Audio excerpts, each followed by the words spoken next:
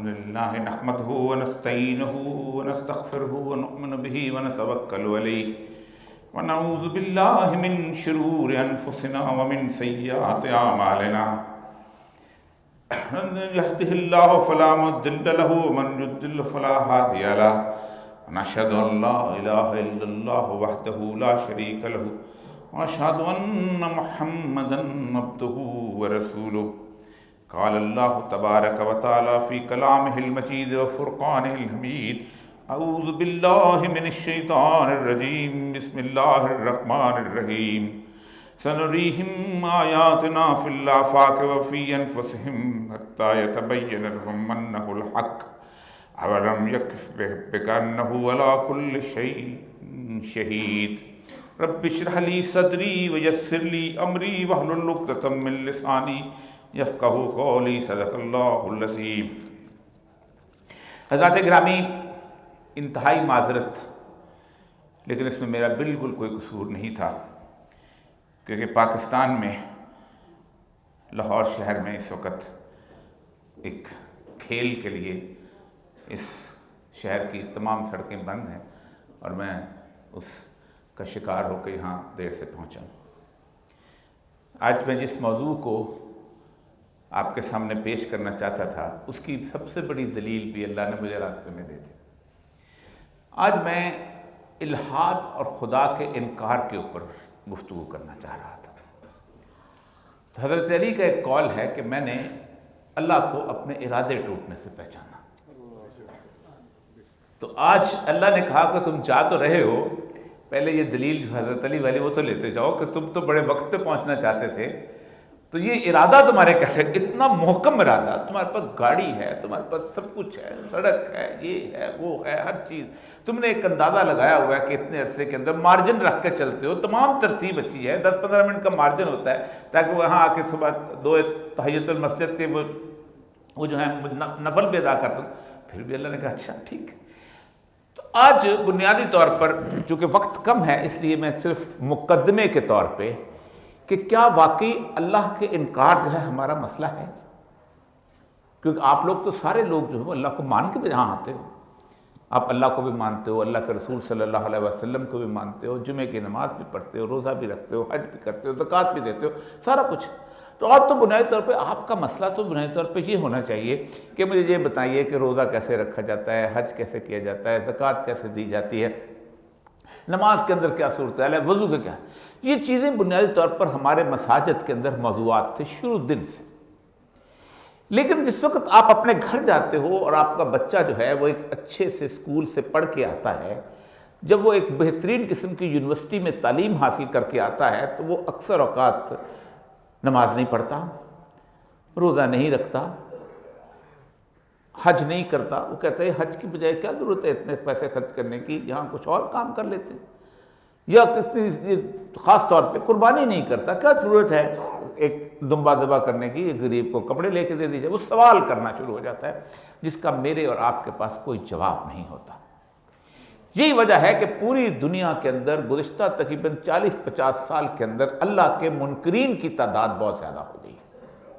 خود پاکستان میں ایک اندازے کے مطابق 25 سے 26 لاکھ لوگ ہیں جن کی اپنی ویب سائٹ ہے اور جن کی اپنا باقاعدہ ایک گروپ ہے جو کہ جن کو ملحدین کہتے ہیں، اللہ کے منکر۔ تو آج میں نے بنیادی طور پر یہ موضوع جو ہے آپ کے یہاں چنا تھا۔ انشاءاللہ اگلے کئی جمعوں کے اندر میں خاص طور پہ اسی بات کے اوپر متفق ہوں گا کہ 25-30 لاکھ تو ہمارے مدارس کے اندر طلباء کی تعداد نہیں، وہ 15-10 لاکھ بنتے ہیں۔ تو ایسا کیوں ہے؟ اس کی وجہ یہ ہے کہ ہم نے کون کون سے قصور کیے ہیں جن کی وجہ سے یہ چیز لوگ جو ہم سے آگے ہو گئے، جس وجہ سے یہ لوگ متنفر ہو گئے۔ کیا ہمارے دین کے اندر کوئی کمی ہے؟ نعوذ باللہ، ایسا ہرگز نہیں ہے۔ کیا اللہ تبارک و تعالیٰ کے یہ قرآن جو کہتا ہے کہ نزل علیک الکتاب تبیانا لکل شیء، میں نے پوری دنیا کی تمام حقیقتیں علم کی اس کے اندر بتا دی ہیں، تمام نشانیاں بتا دی ہیں، پھر ایسا کیوں ہے؟ اس کی بنیادی وجہ جو ہے 2-3 ہے۔ ایک تو یہ ہے کہ دنیا کے اندر گزشتہ 100-200 سال سے کم از کم 1608 سے جس دن دوربین ایجاد ہوئی، زیادہ بلکہ لگا لیں 400 سال لگا لیں، تو ایک شخص تھا جس کا نام گلیلیو تھا، اس نے 1609 کے اندر اس دوربین کو ذرا سا اور بڑا کیا، اس کے اندر شیشے ویشے لگائے، سب کچھ کیے، اور اس نے اس کائنات کی کچھ چیزوں کو دیکھنا شروع کیا تو اس نے کہا یہ کائنات ایسی بنی ہوئی ہے، یہ زمین گھومتی ہے، یہ چاند گھومتا ہے، یہ سب کچھ ہے، یہ چاند جس کو تم کہتے ہو کہ تمہارا چہرہ چاند کی طرح اس وقت انتے گڑے ہیں کہ اگر وہ زمین پہ تمہیں دکھانا دے تمہارے لیے مسئلہ ہو جائے۔ اس دن سے اس کو خیر گلیلیو کو تو پکڑ کے انہوں نے بند کر دیا، اس نے معافی مانگ لی، پھر دوبارہ اس نے کچھ 40-45 سال بعد لکھی وہی کتاب دوبارہ لکھی، پھر اس کو بند کر دیا گیا، پھر وہ وہی جیل خانے کے اندر مر گیا۔ لیکن گلیلیو کا مقابلہ تھا وہ چرچ کی سائنس کے ساتھ تھا، اسلام کے ساتھ اس وقت میں، کیونکہ چرچ کے اندر بائبل کی جو ہے اس میں تعریفات کی وجہ سے جواب نہیں دے پاتا تھا، انہوں نے کہا پکڑو اس کو، بندے کو مارو۔ ہم بھی جب سوال کا جواب نہیں دے پاتے تو ہم کہتے ہیں اس کو ملحد ہے، یہ مشرک ہے، یہ کافر ہے، یہ مرتد ہے، اس کو قتل کر دو۔ یہ ہمارے بنیادی رویہ ہے ان لوگوں کے ساتھ جن کے ساتھ ہمارا رویہ بنیادی طور پر ایک بہترین شاندار قسم کے مبلغ کا ہونا چاہیے تھا، ہمیں اس کو دلیل دے کے ثابت کرنا چاہیے تھا کہ بھائی ایسی بات نہیں ہے، آؤ تم میرے ساتھ بحث کرو کہ میں خدا کو کیوں مانتا ہوں۔ تو خدا کے وجود کا جو انکار ہے، ایک تو سائنس، کیونکہ بنیادی طور پر ہماری جتنی بھی سائنسی علم ہے وہ میرے اور آپ کے محدودات کے اوپر محسوس ہوتا ہے، یعنی جو میری چیزیں اللہ نے چھٹی حصے عطا کی نا، 5 ہے نا، چھٹی تو نہیں، 5 جو حصے، چھٹی تو ہم نے بنا لی ہے نا۔ مجھے چھٹی حص سے پتہ چلتا ہے کہ وہ بندہ جو ہے نا بڑا فضول آدمی ہے، مجھے چھٹی حص سے تو یہ بندہ اچھا ہے، مجھے چھٹی حص کہہ رہی ہے کہ اچانک مولانا فضل الرحمان صاحب جو ہیں وہ PTI میں آ جائیں گے، یہ کچھ لوگوں کو چھٹی حص کہہ رہی تھی کیونکہ ان کی چھٹی اس کا رول اور تھا، مجھے چھٹی اس کہہ رہی ہے، یہ چھٹی اس جو ہے ایک ایکسٹرا سینسری پرسیپشن ہر تو دیکھیں، مجھے چھٹی اس کہہ رہی ہے کہ اللہ کو اس کو خوشبو آ رہی ہوتی ہے، اندر سے حلوہ پکا ہوا ہے، وہ کہتے ہیں چھٹی اس کہہ رہی ہے حلوہ پکا ہوا۔ بنیادی طور پر 5 حصے ہیں، کان سے آپ سنتے ہیں، آنکھ سے آپ دیکھتے ہیں، یہاں سے سونگھتے ہیں، زبان سے آپ چکھتے ہیں، ہاتھ سے آپ چھوتے ہیں۔ یہ چھٹی حصے اتنی محدود ہیں، جو بڑا دعویٰ ہم کرتے ہیں نا اشرف المخلوقات، ہمیں گدھ جتنا نظر نہیں آتا۔ گدھ جس دوری سے دیکھ لیتی ہے نا، انسان نہیں دیکھ سکتا، وہ اس کو معلوم ہو جاتا ہے وہاں پکڑ کے جب مرنے والا ہے، میں تھوڑی دیر میں پہنچ جاؤں اس کے اوپر۔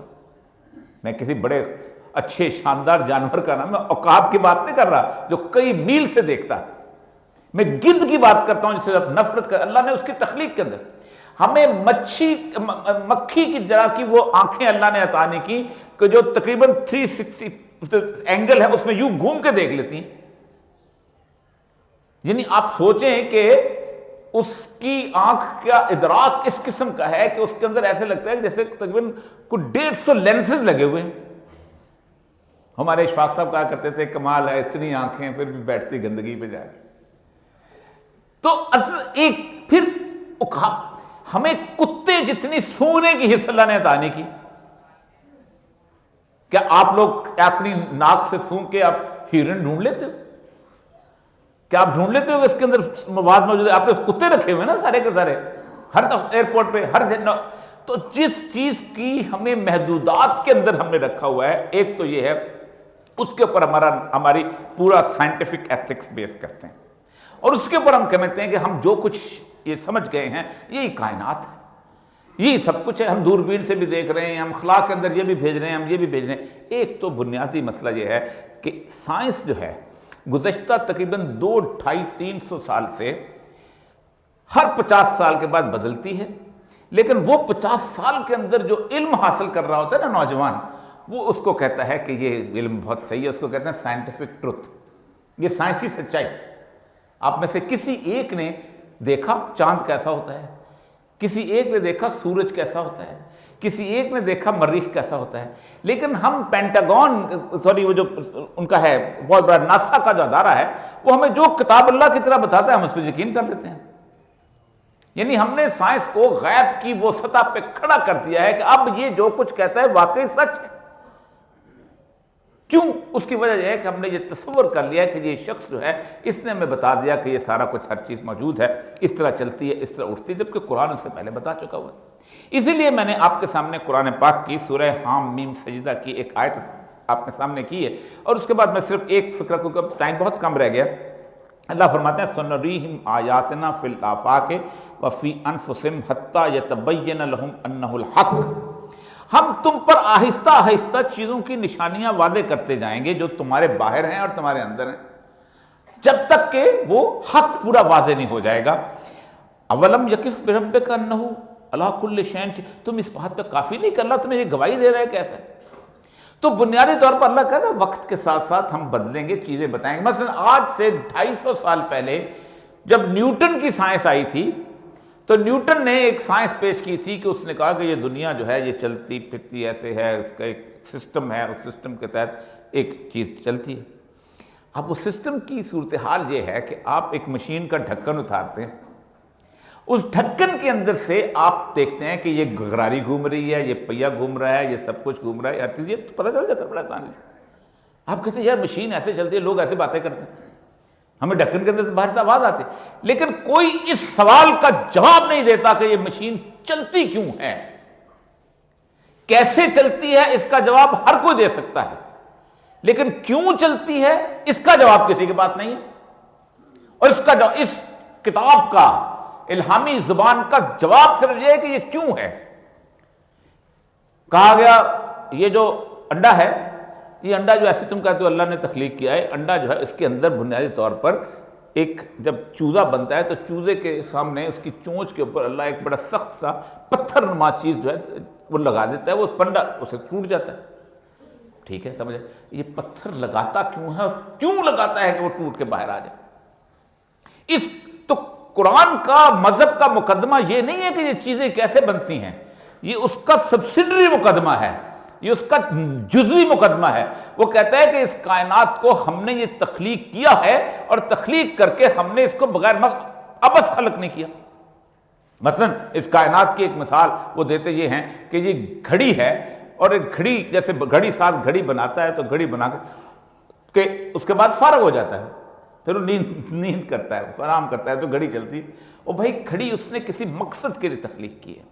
وہ مقصد کیا ہے اس کا یہ مقدمہ۔ اسی لیے ایک تو یہ ہے کہ ہم نے اس کو، اللہ کہتا ہے کہ ہم اس کو، اور دوسرا اللہ تبارک و تعالیٰ نے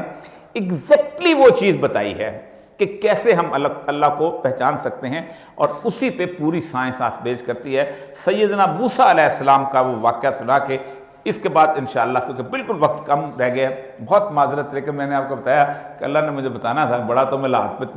تقریریں کرنے جا رہا ہے پہلے یہ تو دیکھ تیرے ارادے کی حیثیت کیا ہے، اوقات کیا ہے تیرے ارادے۔ اللہ فرماتے ہیں وَلَمَّا جَاءَ مُوسَىٰ لِمِيقَاتِنَا وَكَلَّمَهُ رَبَّهُ قَالَ رَبِّ أَرِنِي أَنظُرْ إِلَيْكَ، کہ اے میرے پروردگار، وہ پیش ہوئے میقات میں جو جہاں سجایا کرتے کہ مجھے اپنا دیدار کرا دیجئے کہ میں آپ کو، آپ کی ایک نظر دیکھ لوں۔ قَالَ لَن تَرَانِي، تم مجھے نہیں دیکھ سکتے، وَلَٰكِنْ انظُرْ إِلَى الْجَبَلِ فَإِنِ اسْتَقَرَّ مَكَانَهُ فَسَوْفَ تَرَانِي فَلَمَّا تَجَلَّىٰ رَبُّهُ لِلْجَبَلِ جَعَلَهُ دَكًّا وَخَرَّ مُوسَىٰ صَعِقًا۔ تو اس پہاڑ کو دیکھو، اس پہاڑ پہ اگر میری تجلی ہے اس کو دیکھ سکو تو پھر ٹھیک ہے۔ ہم نے جب تجلی پھینکی تو حضرت موسیٰ جو ہے وہ ایک حیران، اور ان کے گدھا جو تھا وہ بے ہوش ہو گیا۔ اور پھر اس کے بعد فلما افاق قال سبحانک تبت الیک وانا اول المؤمنین، اور اللہ کا اللہ تبارک تعالیٰ بے شک آپ کی ذات جو ہے وہ قائم ہے اور میں پہلا مسلمان۔ اب یہ دو چیزیں آخری فقرہ سنا کے اجازت چاہوں گا کہ مجھے میری نشانیوں سے ذریعے سے پہنچ سکو گے، براہ راست تم نہیں پہنچ سکتے، نشانی کے ذریعے میں یہاں دکھاؤں گا، یہ دیکھو یہ نشانی ہے۔ پوری کائنات کی جدید ترین سائنس اب تک صرف ایک تھیوری پہ بیس کرتی ہے، اس کو کہتے ہیں کوانٹم تھیوری۔ یہ آئنسٹائن کی سب سے بڑی تھیوری کی جاتی ہے، اور اس کے اوپر آگے 4 لمبی چوڑے سائنسدان ہیں کہ یہ کائنات جو ہے، اس کائنات کی پوری کمپوزیشن جو ہے، پوری کی پوری اس کی طرحیت ترکیبی جو ہے وہ ایک ایٹم ہے، اور چھوٹا سا، جس کو ڈالٹن نے کہا تھا matter is composed of indivisible particle called atom, چھوٹے چھوٹے ناقابل شکست توڑنے جیسا ایٹم سے بنا ہوا ہے۔ آئنسٹائن نے جب تھیوری پیش کی تو ایٹم کو توڑ سکتے ہیں، انرجی میں کنورٹ ہو جائے، آپ نے ایٹم بم بنایا کہ اس کو توڑ سکتے ہیں، لیکن ایٹم جو ہے وہ اس کے اندر الیکٹرونز ہیں۔ الیکٹرونز کیا ہیں؟ ایک چیز ہے جس کو سائنسدان دنیا کی بہترین خوردبین کے باوجود نہیں دیکھ سکی۔ وہ کیا سائنس کہتی ہے کہ یہ پوری کائنات جو ہے it's a dance of electrons, electrons کا رقص ہے یہ جو میز ہے یہ ایٹم سے بنی ہے، ایٹم کے اندر ایک الیکٹران ہے، وہ رقص کرتا ہے، اس کی ہیٹ سے میں اندازہ ہوتا ہے کہ کوئی چیز ہے لیکن دیکھ نہیں سکتے۔ اللہ کیا کہتا ہے؟ ایک بات، یؤمنون بالغیب، غیب پر ایمان لے کے آؤ۔ یہ پوری کائنات اللہ کے نزدیک غیب ہے، تم لوگوں کے لیے یہ غیب ہے، اس کے لیے غیب ہے۔ غیب یہ نہیں ہے کہ اللہ تبارک کی ذات ہے، تو بنیادی طور پر وہ جو اللہ نے کہا مجھے نہیں دیکھ سکتے ہو، مجھے تمہارے ایٹریبیوٹ سے، ہم ایٹریبیوٹ سے پہچانتے ہیں کہ یہ میز ہے، ہم ایٹریبیوٹ سے پہچانتے ہیں کہ یہ جو چھت ہے، یہ سب کچھ۔ تو اصل بنیادی مقدمہ آج صرف اس لیے پیش کرنے کی اجازت چاہی تھی۔ انشاءاللہ العزیز اس پہ تفصیلی مسلسل موضوع بناؤں گا، اور وہ اس موضوع کو میں انشاءاللہ لے کے چلوں گا، کیونکہ ہمارا اس وقت مسئلہ علماء کرام کو بھی بتانا چاہتا ہوں، عام لوگوں کے یہ باپ کا بھی ماں کا مقدمہ یہ ہے، وہ یہ نہیں ہے کہ اس نے نماز پڑھی ہے کہ نہیں پڑھی، اس نے روزہ رکھا ہے کہ نہیں رکھا، اس نے حج کیا ہے کہ نہیں کیا، اس نے زکوٰۃ دی ہے کہ نہیں دی، وہ ویسے بھی دے دے گا آپ کے کہنے کے اوپر۔ ہمارا مسئلہ الہاد کا ہے۔ میرا بچہ سوال کرتا ہے کہ میں خدا کو کیسے مانوں، مجھے اسکول میں تو نہیں بتایا جاتا، تو بتایا جاتا کہ جب آئے گا تو ہمارا مقدمہ یہ ہے، اور یہی سب سے بڑا مقدمہ ہے۔ اللہ کو مانے گا تو محمد رسول اللہ صلی اللہ علیہ وسلم کو بھی مانے گا، اللہ کو مانے گا تو صحابہ کو بھی مانے گا، ابو بکر صدیق، عمر عثمان اور حضرت علی کو بھی مانے گا، اللہ کو مانے گا تو علی کو بھی مانے گا اور 12 اماموں کو بھی مانے گا۔ اللہ کو نہیں مانا تو نہ شیعہ ہے، نہ سنی ہے، نہ بریلوی ہے، نہ دیوبندی ہے، نہ کوئی نہیں۔ تو دعا کرے اللہ تعالیٰ مجھے استقامت دے، اللہ تعالیٰ مجھے ہمت دے، اور یہ ٹریفک کے شور سے بھی مجھے بچائے، اس لیے کہ جو کچھ ہو رہا ہے وہ بھی کمال ہے۔ وآخر دعوانا الحمدللہ۔